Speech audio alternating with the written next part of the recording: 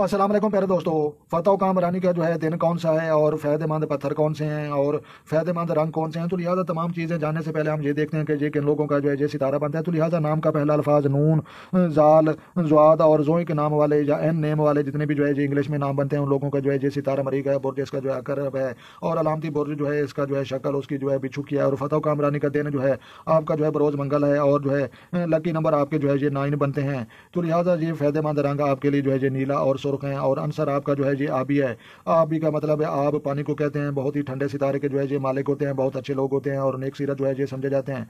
तो फ़ायदेमंद जवाहर आपके लिए जो है ये पखराज, अतीक और जो है ये मोती बनते हैं। और बेहतरीन शरीक हयात जो है हूत और सरतान के अफराद बनेंगे। और नामुवाफिक साथी ये जो है तिलू, सूर और असद के अफराद जो है आपके मुखालिफ और दुश्मन बनेंगे। और इस सितारे वाले को जो है लगने वाली बीमारियाँ सार हलक, नाक और जो है की बीमारियाँ और जो है पेचिस, नज़ला और मैदे के अमराज जो है ये लग सकते हैं। तो लिहाजा प्यारे दोस्तों बिल्कुल जो है आपको याद रहना चाहिए कि फतह कामरानी का जो है दिन आपका जो है मंगल है। इंपोर्टेड और खास काम आपने जो है बरोज़ मंगल को करने हैं।